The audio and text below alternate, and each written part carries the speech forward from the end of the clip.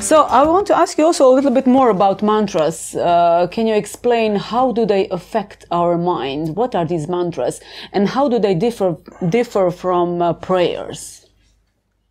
Good question. Well, I think it's important to like really spell it out for people because it sounds very hocus pocus. Yeah. But the mind is always creating mantras.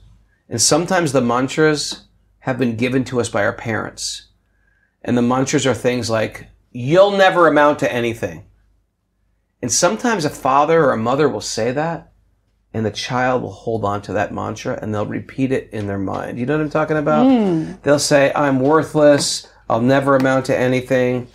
Or they hear things their mother says. Money doesn't grow on trees. And that will be their mantra for their whole life. Money doesn't grow on trees. Sometimes I find myself saying things my father told me. And sometimes they're positive. You know, you can do whatever you want. And sometimes they're very, very negative. Especially if we had some problematic parents. Those mantras were passed down.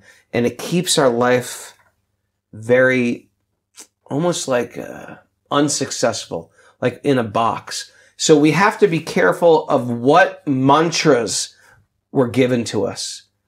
And not only that, not what they were given to us, but what we have accepted into our heart.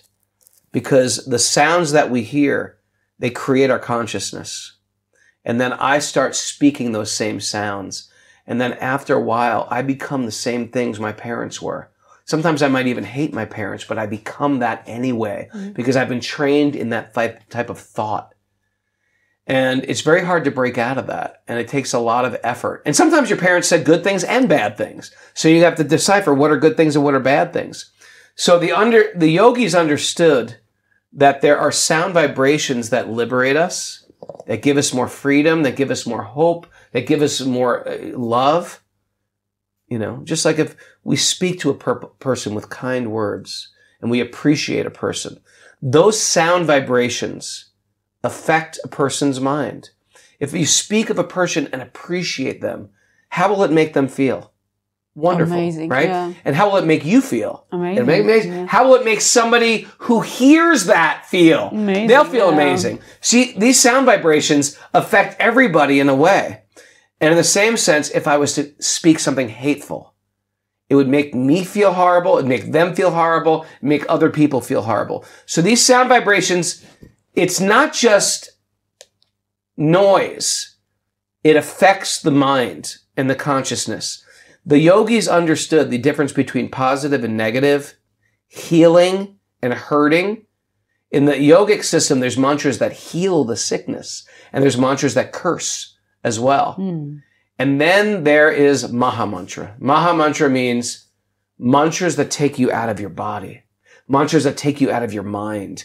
They take you out of your ego. They're not good or bad. They're not of this world. What do you mean?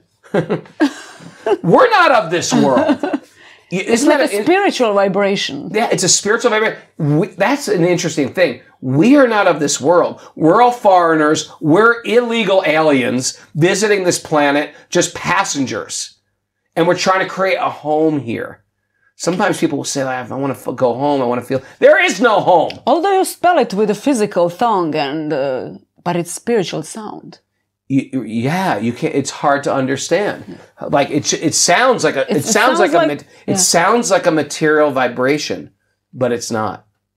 You can't understand it. For example, where is the magic? The magic is in the names. It's in the names, but it's also in the intention. Okay.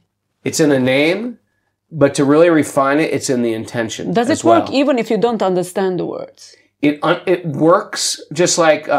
This fire, I may not understand it's going to burn me, but if I touch it, it will burn me. So it's like that fire where it burns anyway. But at the same time, when you start to dial it in with your intention. It's even more powerful. An intention is the longing, the longing of the heart to reconnect. Now, everybody's got this desire to deeply be in love. But we fall in love with people of this earth or with dogs or cats. And it's understandable. It's good to love people of this earth. But that's love with a small L. We want love with a capital L. That is the yearning underneath. Even if you're deeply in love with your partner, they will die, or you will die, or your dog, they will die, or they will leave you, or something will happen. But love with the capital L is always there. That's our love with Source. And when I learn that type of love, I become one with that. Otherwise, I become desperate looking for love in this world. And I want her to love me, and him to love me, and them to love me. And I'm like a zero, and they're a bunch of zeros. And we're trying to find one. But 0 and 0 is 0. Yes. We can't really even give love to anybody unless we ourselves are connected. And then when we're connected, we have so much to give.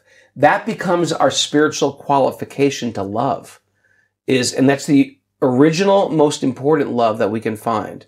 From there, we can be, it's almost like a doctor can't help I'm sorry, if I'm not a doctor and I see somebody in a car accident, I want to help them, but I'm not qualified to.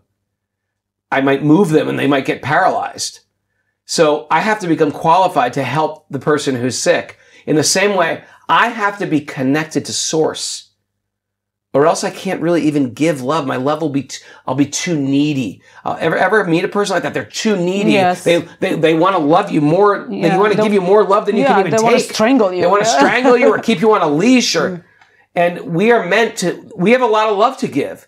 Our love isn't meant for people. We have so much love. It's only God can take that much love. Yes. And then we reach our hands out. Then we have children, right? Then we have lovers, and then we have friends, and then we want to lift them higher. Sometimes when we grew up, in my old days, you'd have a friend that people have friends that do degrading things together. Sometimes friends in a gang. That's not real friendship. Friendship means bringing people higher, not bringing people lower. That's not friendship. They're your enemies. If they're bringing you lower, if I have a friend that says, yeah, man, let's go rob a store. That's not your friend. You're going to go to prison with him. That's not friendship. So sometimes just because we joke with a person or we hang out with a person, we think that's friendship. Friendship, we say, means bringing people higher and higher and higher. And we have a duty as people to give that to our children. Bring your children higher. Bring your partner higher. Bring your friends higher. And then you'll actually become their good friend. Those are the type of people I want in my life. Amazing. So you're saying that this mantra kind of connects you with God, with divinity. It's like a direct channel. It's a direct bridge to divinity. How do you do? You are chanting like each day for, I don't know, 1 hour, 2 hours on this beats. Yeah.